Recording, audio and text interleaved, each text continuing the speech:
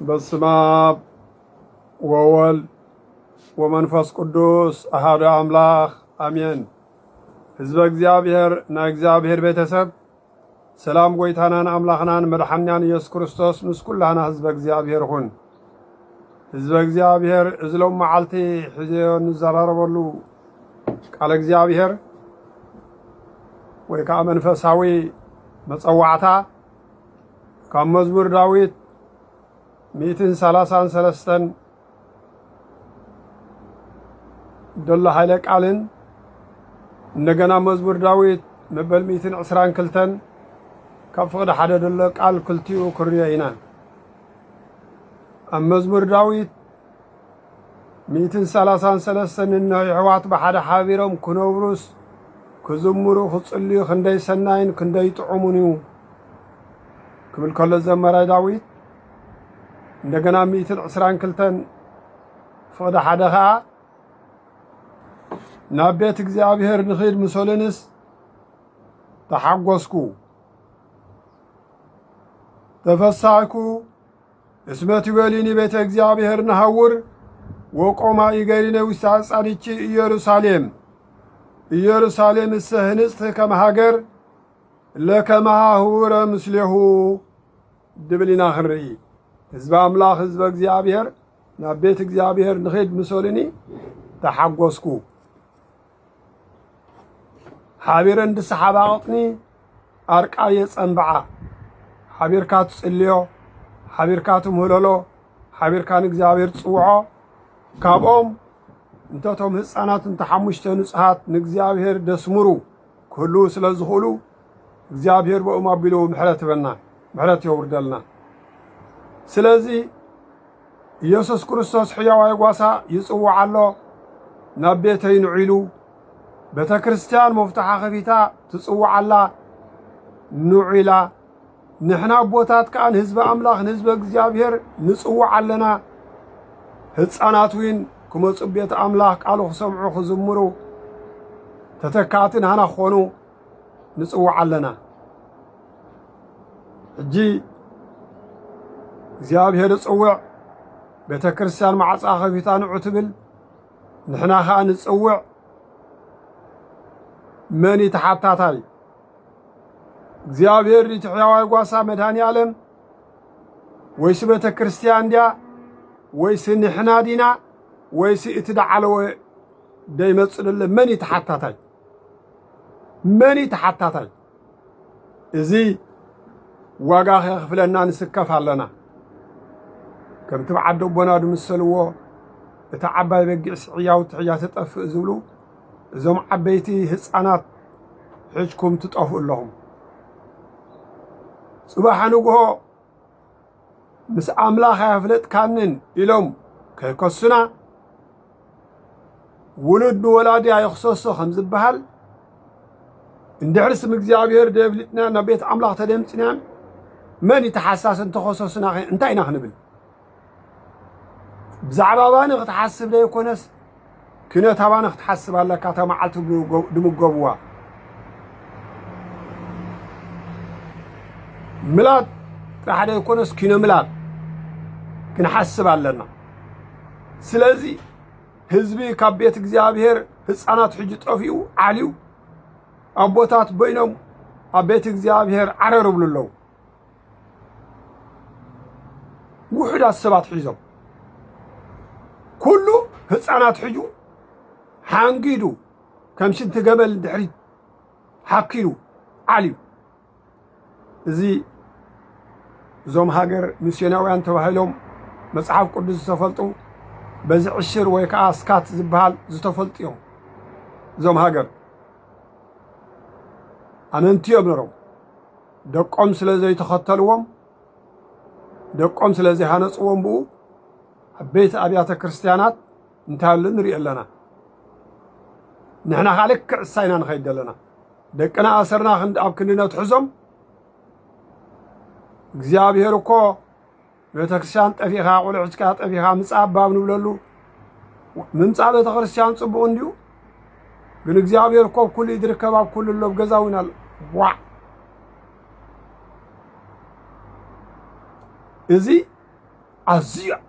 حدقنيا زربان زيابير ولك عب كل الله ودلو استوديو جين أو كل ركب وكل يسمع جين أبيت زيابير مسنا حبيرنا خنزل كنسلي خنزمر مسلكنا خنمهلل جين تعزيزنا هنا تزازيز قبر وي حتى ريتون دبحاله بلون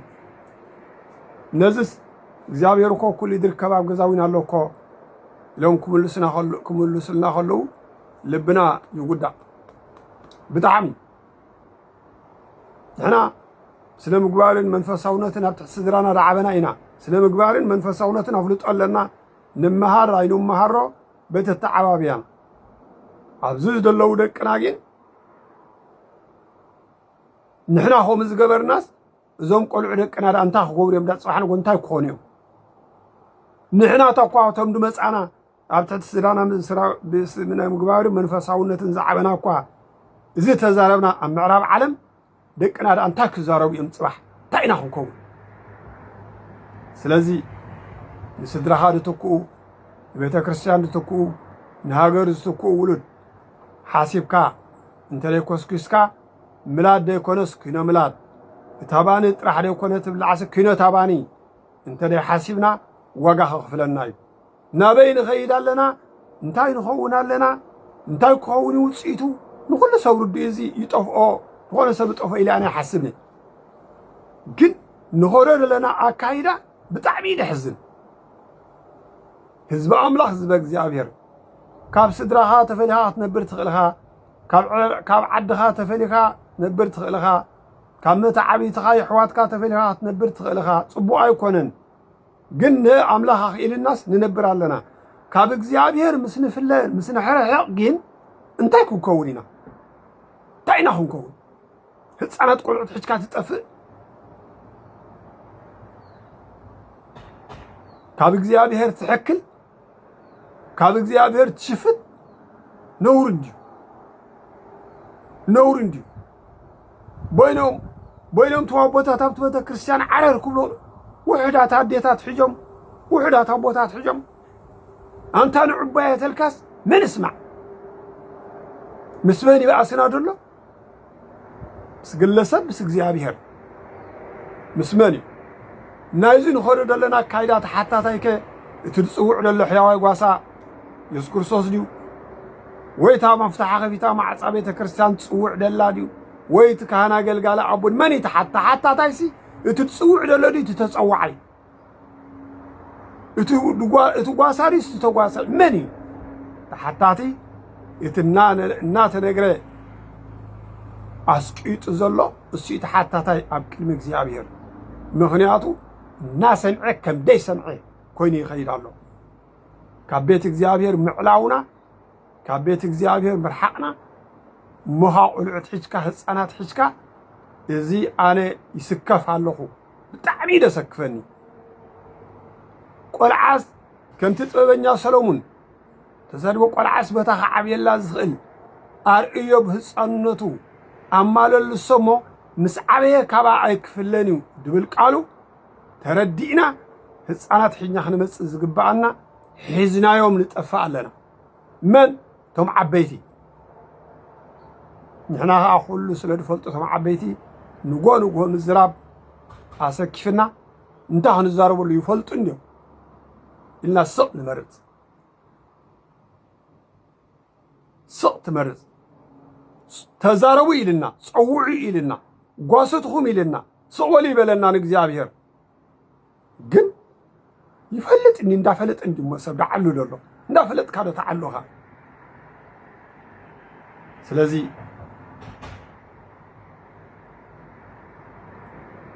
እግዚአብሔር ጽውዕ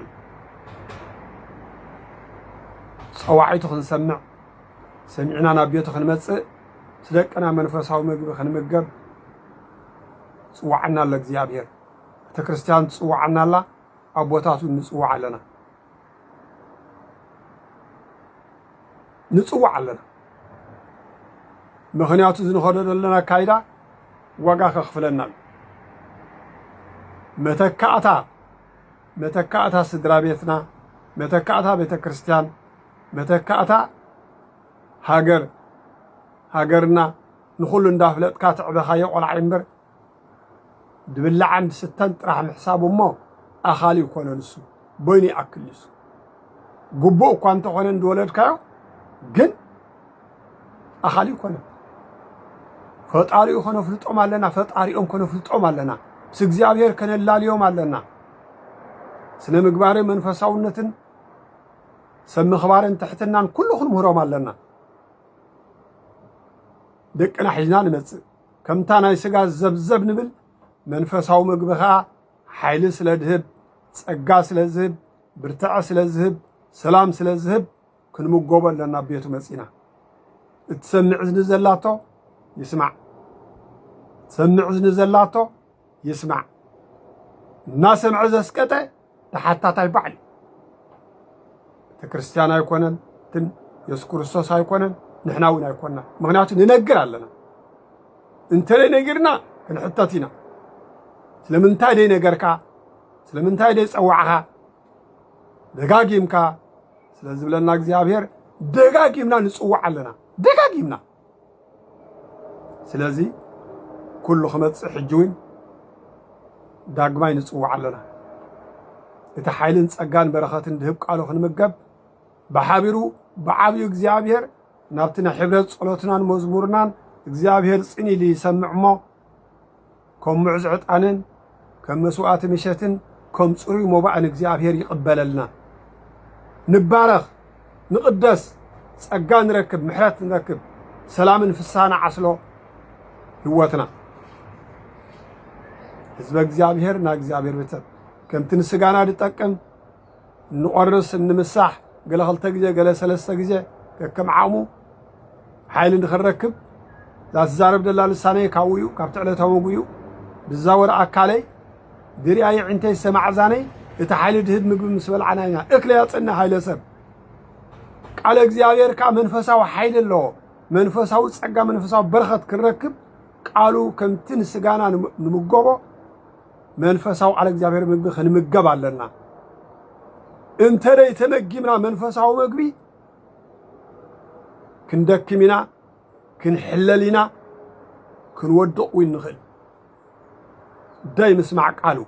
زي ممقاب قالوا حدا قال له حزب እግዚአብሔርና እግዚአብሔር ቤተሰብ ስለዚህ እትሰምዕ ዘላቶ እዝኒ ይስማዕ ሞ ኩልኩም ነዚ ሰምዑ ለኹም ህዝብ አምላኽ ህዝብ እግዚአብሔር ሰምዑኹም ህፃናት ደቁኹም ሕጅኩም ናብ ቤት እግዚአብሔር ክትምገቡ ክትባረኹ ክትቅደሱ በዚ መፀዋዕታይ የቕርብ ኣለኹ እግዚአብሔር ብዓብዩ ጽዋዕ ኣሎ ተክርስቲያን ጽዋዕ ኣላ ሕና ቦታቱ ንጽዋዕ ኣለና سمعنا سمعهم بيت أملاخ دقهم حجكم كتمصوا منفساوي عندهم እግዚአብሔር خفوتلكم كلنا حبيرنا خنصل خنزمر እግዚአብሔር نايم نقبل أو نصحات እግዚአብሔር دسمرو كاف ህፃናት ተም ህፃናት ጻዕዳ ወረቀት ካብቶም አቦታት አዴታት ኩሉ ስለድኹሉ ስለናምን እግዚአብሔር በቶም ንጽሃት አብሉ ምሕረት ወርደልና ስለዝኽእል በዚ ሰሙሉ ተስፋኢና ኢላ ኢና ንጽውዕ ደለና ካብቶም እኩባት ንእግዚአብሔር ደስምሩ ንጹህ ልቢ ኩሉ ስለዝኽእልዎ በዚ እግዚአብሔር ክምልሰልና ስለዝኽእል ኩሉ ሕቶናን ጾርናን ህዝቢ አምላኽ ኩልኩም ሰሚዖም ክትመጹ ቤተ ክርስቲያን ጽዋዕላ አና ኻጽዋዕሎ እግዚአብሔር ካ ጽዋዕና ኣሎ ስለዝትሰምዕ ዘላቶ እዝኒ ይስማዕዩ ምሕረት እግዚአብሔር በረኸት ረድኤት ናይ ነቢያት ናይ ቅዱሳን ሐዋርያት ናይ አዴና ቅድስት ድንግል ማርያም ወላዲተ አምላኽ ናይ ቅዱስ አቦና አንጦንዮስ ሰማዕቲ ምስ ኩልና ህዝብ እግዚአብሔር ግበረልና ናይ ምሕረት ዘመን ግበረልና ንዝሓሙ ምሕረት ሃቦም ንዝሓዘኑ የጸናንዓዮም ኣብኡ እስር ቤት ደለዉ ማውፅኦ ይፍጠረሎም ንዛኽታማት ከይድንቁሩ ኸይጦሙ ይርዳእዮም ንኣረጋውያን ዓይኖም ንፈዘዘ ብርኮም ዘዘዘ ጠዋርን ተላእኽን ዘይብሎም እግዚአብሔር ይርዳእዮም ኣብ ምድረ በዳ ናብ ባሕሪ ጦርነትን ካዋና ሞት ዝተፈልዩ ኣብ ኣጸደ ገነት መንግስተ ሰማይ ይቀበሎም بسرح كبدتن بنافقتنا مول عالم دلو يحواتنا نحاتنا دقنا كحلل خويدخمو እግዚአብሔር برتع حبهم عبد العلي يونيفرسيتي دمهار دلو دقنا على درجه እግዚአብሔር خل عوت كدهو يدغفهم እግዚአብሔር نهاجرنا ኤርትራ ክልል ተወግርማ ሕጽርቶም ፈስ ቅዱስ ባለልና ሓረሳይ ንገድ ነጋዳይ ዝብዝበን እንጻልና ከም ትደቅ እስራኤል ሙሉ ዓለም ኣብ ስደት ነሮም ኣብ ዓዶም ዳኸኸቦም نعنا خامس أحواتنا وعدنا وهاجرنا እግዚአብሔር ያخخبنا وجن وروجن تلابع حمام እግዚአብሔር يرحقلنا ناي محرز زبن ناي برخز زبن قبرلنا እግዚአብሔር نابيتو مسئنا قالو خنسمع حبرنا خنمقب እግዚአብሔር نابيتو خنمص እግዚአብሔር መንፈሳዊ ጸጉ ጎር እግዚአብሔር ደግፈና ብሩህ ቅዱስን ላይ ተዛሕደረ ብሩህ ቅዱስን መዓልቲ ይውዕለና እግዚአብሔር አሜን።